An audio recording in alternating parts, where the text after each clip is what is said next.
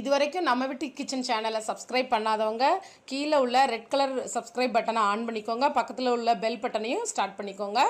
This is my humble request. உங்களுக்கு என்னோட videos உடனே வரும். அனைவருக்கும் வணக்கம். நான் இன்றைக்கு பூண்டு குழம்பு எப்படி பண்றதுன்னு செஞ்சு காமிக்க போறேன். இப்போ நான் கடாயில நல்லெண்ணெய் ஊத்திருக்கேங்க. ஒரு ஸ்பூன் அளவு கடுகு போட்டுக்கோங்க. அப்புறம் வெந்தயம் இந்த அளவுக்கு போட்டுக்கோங்க.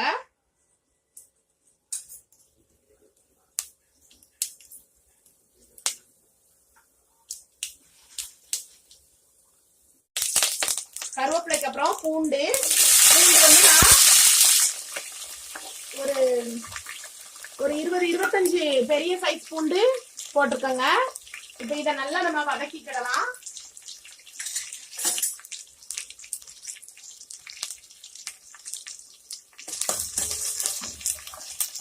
இதை நல்லா வதக்கிடுங்க.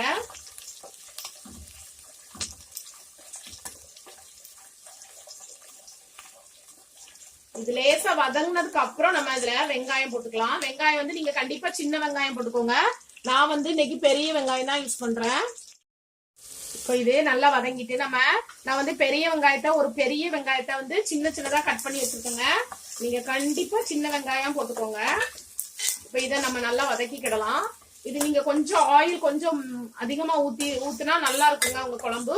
அப்புறம் 2-3 நாள் நல்லா கெட்டு போகாம இருக்கும். நீங்க இதை இப்ப டிராவலுக்கு போகும்போது நம்ம புளி சாதம், லெமன் சாதம் அது கூட இந்த குழம்ப கொண்டு போகலாம். சோ அந்த மாதிரி நீங்க கொண்டு போகணும்னு நினைச்சீங்கன்னா கொஞ்சம் ஆயில் இந்த மாதிரி கொஞ்சம் அதிகமா ஊத்தி நீங்க இந்த குழம்ப பண்ணலாம். கெட்டு போகாம இருக்கும். அப்புறம் ரொம்ப டேஸ்டாவும் இருக்கும். டே பை டே இதோட டேஸ்ட் அதிகரிக்கும். இப்ப இதை நான் நல்லா வதக்கி எடுத்துக்கிறேன்.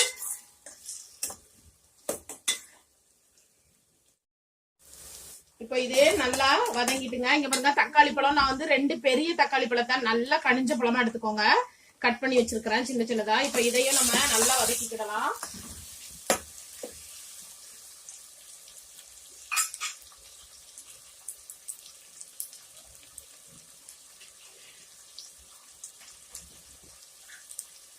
இப்போ இந்த பூண்டு குழம்புக்கு தேவையான அளவு உப்பு இதுல போட்டுக்கோங்க.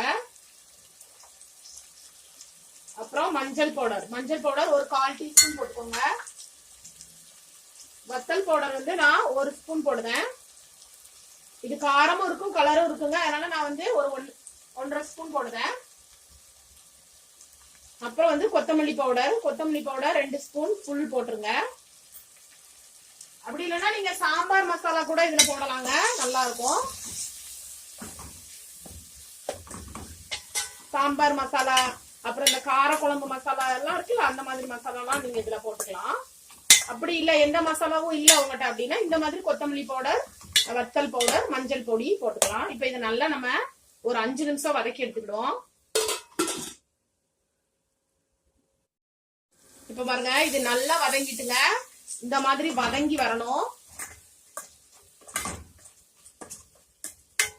இந்த டைம்ல நம்ம இதுல நான் இது பழைய புளின்னு சொல்லுவாங்கல்ல, புளி கொஞ்சம் நாள்பட்ட புளியா இருக்கணும். அந்த புளி ரொம்ப டேஸ்டா இருக்கும். நான் இதுல 3 தக்காளி பழம் யூஸ் பண்ணிருக்கேன். அதனால கொஞ்சம் கம்மியான புளிச்சாறு தான் ஊத்த போறேன். நல்லா இது கருப்பு புளி ரொம்ப புளிக்கும். அதனால கம்மியாவே நான் ஊத்திருக்கேன். நீங்க அது செக் பண்ணி ஊத்திக்கோங்க. ரொம்ப புளிப்பா இருந்தா அவ்வளவா நல்லா இருக்காது. இதுல நம்ம கொஞ்சோண்டு ரொம்ப கம்மியா இவ்வளவு தண்ணி ஊத்தினா போதும். ரொம்ப ஊத்தாதீங்க. இது குளுக்குளுன்னு இருந்தாதாங்க டேஸ்டா இருக்கும். இல்லைன்னா அவ்வளவா நல்லா இருக்காது. இதுக்கு ஆக்சுவலி இது கூட ஒயிட் ரைஸ் அப்பளம் இருந்தா போதும். அவ்வளவுதான். ஃபுல் வீட்டுல எல்லாருமே சட்டியை காலி பண்ணிடுவாங்க. அவ்வளவு ஒரு டேஸ்டா இருக்கும். ரொம்ப எம்மியான குழம்பு. ரொம்ப குயிக்கா நீங்க ஒரு 5 நிமிஷத்துல இதை நீங்க பண்ணி முடிச்சிடலாம். இப்ப பாருங்க, இது நல்லா கொதிச்சுட்டுங்க.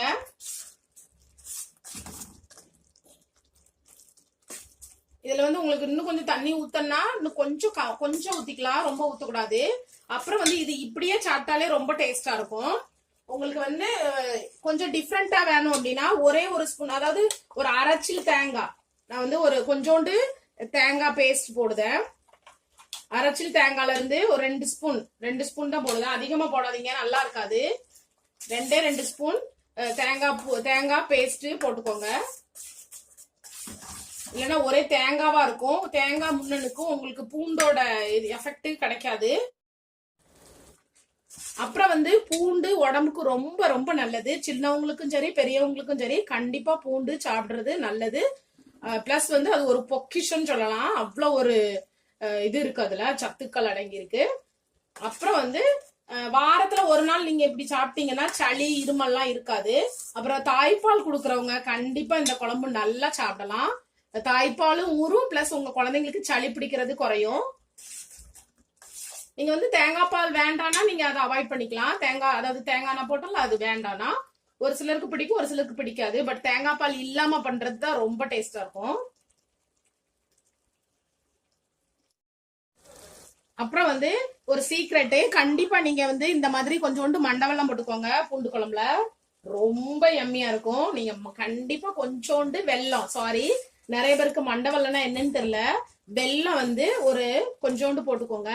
உங்க குழம்பு ரொம்ப டேஸ்டா இருக்கிறதுக்காக அது போடுவோம் நம்ம. பிளஸ் அது ரொம்ப ஒரு நல்ல ஒரு டேஸ்ட் கொடுக்கும். இப்போ நம்ம இத ஒரு 5 நிமிஷத்துக்கு நல்லா, அதாவது ஒரு 3 நிமிஷத்துக்கு அந்த எண்ணெய் மேல வர நல்லா குக் பண்ணி எடுத்துக்கலாம். இப்பொழுது இந்த பூண்டு குழம்பு ரெடி ஆயிட்டுங்க. நான் இப்போ கேஸ் ஆஃப் பண்ணிட்டேன். லைட்டா மேல கொத்தமல்லி இலை தூவிக்கோங்க.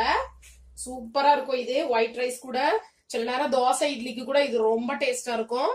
அப்புறம் கண்டிப்பா தாய்ப்பால் கொடுக்குற பெண்கள் கண்டிப்பா இந்த குழம்ப சாப்பிடுங்க. இது நிறைய பேருக்கு தெரிஞ்ச ரெசிபி தான், இருந்தாலும் நான் இதை நிறைய பேர் என்கிட்ட கேட்டிருந்தாங்க, அதனால நான் இந்த ரெசிபியை அப்லோட் பண்ணேன். இது வரைக்கும் என்னோட ரெசிபியை பார்த்துக்கிட்டு இருந்ததுக்கு ரொம்ப ரொம்ப நன்றி.